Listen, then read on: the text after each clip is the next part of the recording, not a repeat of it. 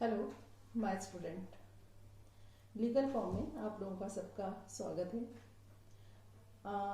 वैसे तो कॉलेज में मैंने बहुत पढ़ाया है, लेकिन ये बेसिकली जो ये वीडियो बनाना चाह रही हूँ मैं 11th क्लास के उन बच्चों के लिए बनाना चाह रही हूँ जो 10th से 11th में आ रहे हैं, क्योंकि छुट्टियाँ हैं इसलिए वो बच्चे यहाँ पर कुछ सीख पाएंगे।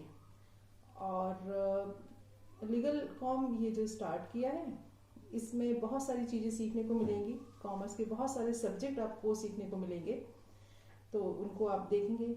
और मैं डॉक्टर शारदा गंगवार हूँ, कॉमर्स की प्रोफेसर हूँ, इंस्टीट्यूट फॉर एक्सीलेंस में मैं पढ़ाती हूँ। इवन कॉलेज के बच्चों को तो मैंने जो अभी मैं आज आपको बताने जा रही हूँ वो मैंने कई बार बताया है, लेकिन 10th से 11th में जो बच्चे कॉमर्स के आते हैं उनको मैं आज फर्स्ट टाइम इंट्रोड्यूस करना चाह रही हूँ इस सब्जेक्ट को।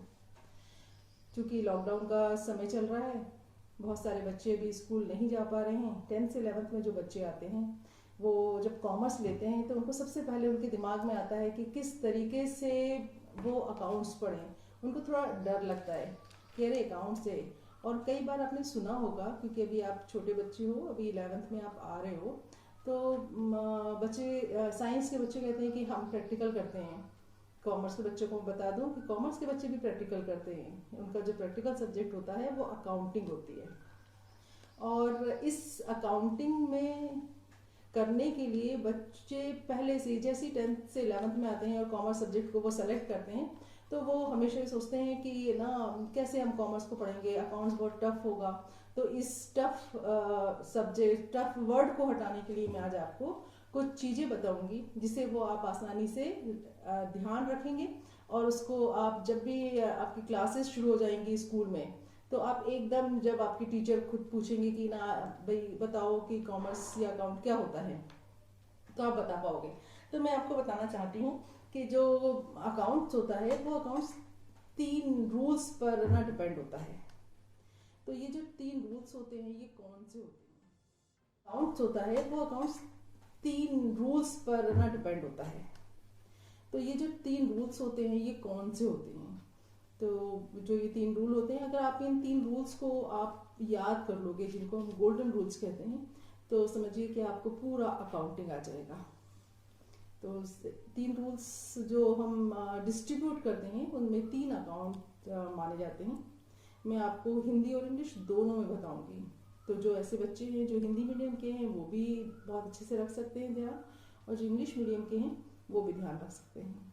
जो सबसे पहला जो अकाउंट आता है वो आता है पर्सनल अकाउंट। और पर्सनल अकाउंट को हम व्यक्तिगत खाते कहते हैं। जो दूसरा अकाउंट होता है वो रियल अकाउंट होता है, और रियल अकाउंट को हम वस्तुगत खाते कहते हैं। और एक तीसरा अकाउंट होता है जिसको हम नॉमिनल अकाउंट कहते हैं, जिसको हमें हिंदी में नाम मात्र खाते के नाम से हम उसे जानते हैं। इसे हम लोग लाभ हानि खाता भी कहते हैं। अब इनके रूल्स क्या होते हैं? क्योंकि जैसे आप 11th में जाएंगे और कॉमर्स की बुक उठाएंगे तो सबसे पहले तो आपसे इन्हीं रूल्स के बारे में डिस्कशन किया जाएगा, और ये रूल्स आपको आ गए तो आप लाइफ टाइम कॉमर्स के एक अच्छे स्टूडेंट माने जाएंगे। तो हम आज बात कर रहे हैं इन 3 रूल्स की। जो सबसे पहला रूल मैंने अभी आपको बताया वो होता है व्यक्तिगत खाता या पर्सनल अकाउंट। जो पर्सनल अकाउंट होता है उसका रूल क्या होता है? अब रूल बताने से पहले एक और चीज़ जो मैं आपको बताना चाहती हूँ कि जो पूरा अकाउंट होता है, अकाउंटिंग होते हैं, उसके 2 साइड होते हैं। और ये 2 साइड बहुत इजीली आप ध्यान रख सकते हैं। आपको पता है कि जो भी बिजनेसमैन होता है वो गिव एंड टेक करता है। तो जो गिव और टेक होता है इसको कॉमर्स या अकाउंट की भाषा में डेबिट और क्रेडिट करते हैं। तो ये जो डेबिट और क्रेडिट होता है ये आपको पूरे टाइम याद रखना है। अकाउंटिंग इस डेबिट और क्रेडिट पर ही बेस्ड है। तो हमें क्या ध्यान रखना है कि अकाउंट्स में 2 साइड होते हैं। वो साइड क्यों होते हैं?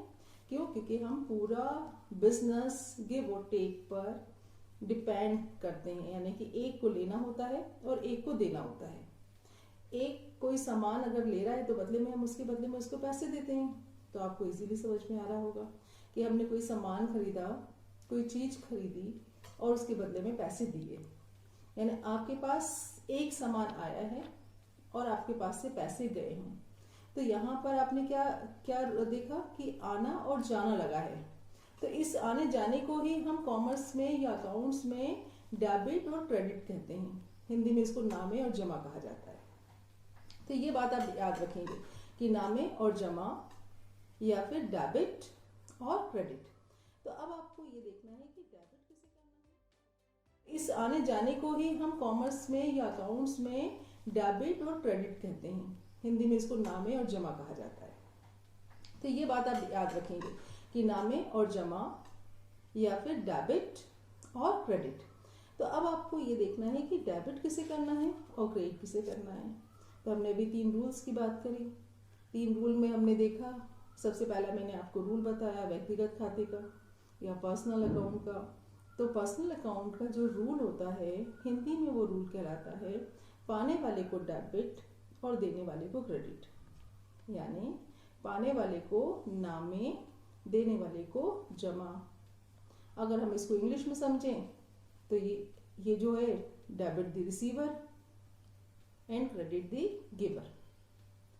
अब आप बोलेंगे कि किस तरीके से हम इसको रिसीवर माने और किस तरीके से गिवर माने, कौन सा देने वाला है कौन सा लेने वाला है।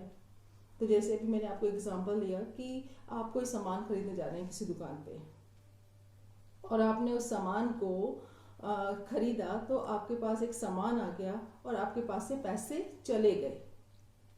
तो यहाँ पर जो डेबिट होंगे वो कौन होगा, आपका सामान होगा, यानी कि जो चीज़ आपके पास आ रही है उसको आपको डेबिट कर देना है। तो यहाँ पे फिलहाल अभी हम पर्सनल रूल नहीं लगा पा रहे हैं। क्यों? क्योंकि यहाँ पर कोई व्यक्ति नहीं आ रहा, यहाँ पर सामान आ रहा है और पैसे जा रहे हैं। तो दोनों ही सामान आना और पैसे जाना ये व्यक्ति से संबंधित तो हो सकता है, लेकिन इसको हम व्यक्तिगत खाता नहीं कह सकते, इसको हम रियल अकाउंट कहते हैं। तो हम दूसरा रूल समझ लें रियल अकाउंट का भी। रियल अकाउंट का रूल होता है debit what comes in and credit what goes out. Debit what comes in and credit what goes out. जो आ रहा है उसे डेबिट करना है और जो जा रहा है उसे क्रेडिट करना है। जैसे अभी हम बात कर रहे हैं कि आपने सामान खरीदा, तो आपके पास क्या आया, सामान आया, तो उसे हमें क्या कर देंगे, डेबिट कर देंगे। और जो जा रहा है उसे क्रेडिट करना है, यानी कि आपके पास से क्या जा रहा है, कैश। सामान खरीदेंगे तो हम क्या देंगे, कैश देंगे। तो कैश हमारे पास से जा रहा है तो उसे हमें क्रेडिट कर देना है। इसके बाद एक और रूल है जिसको हम नॉमिनल अकाउंट के अंदर रखते हैं या जिसे हम नाम मात्र का खाता कहते हैं। ये नॉमिनल अकाउंट, नाम मात्र का खाता या लाभानी संबंधी खाता। अभी लाभानी संबंधी खाते से आप बहुत आसानी से समझ सकते हैं, लाभ और हानि इसमें आती है। तो जो लाभ हो रहा है उनको हमें क्रेडिट करना है, जो हानि हो रही है उनको हमें डेबिट करना है। हम हानि और व्यय दो अलग अलग आगे जाकर हम पढ़ेंगे कि व्यय और हानि में क्या अंतर है। अभी हम सिर्फ इतना ध्यान रखें कि लाभ को क्रेडिट करना है, हानियों को डेबिट करना है। या फिर क्या कह सकते हैं, जितने भी व्यय होते हैं उनको डेबिट करना है, जितनी भी आय होती हैं उनको क्रेडिट करना है। और इंग्लिश में क्या कह सकते हैं, all the expenses and losses are debited and all the incomes and gains are credited. जैसे अब एक्सपेंडिचर ले लेते हैं। मान लीजिए आप एक स्टेशनरी की दुकान पे गए, अभी आप लोग 10th से 11th में जा रहे हो, नई नई बुक्स खरीदोगे, नई कॉपीज खरीदोगे। तो ये जो आपकी स्टेशनरी का सामान होगा ये आपने खरीदा, तो आपके पास से एक्सपेंडिचर हुआ, तो स्टेशनरी अकाउंट को हमें डेबिट कर देना है। अब आपके पास से जा रहा है, पैसा जा रहा है, तो कैश अकाउंट को आपको क्या करना है, क्रेडिट करना है। तो यहाँ पर हम नॉमिनल अकाउंट समझ गए। इस तरीके से बहुत सारे एक्सपेंसेस होते हैं जिनको हम डेबिट करते हैं और जो हमारे पास से जाता है उसको हम क्रेडिट करते हैं।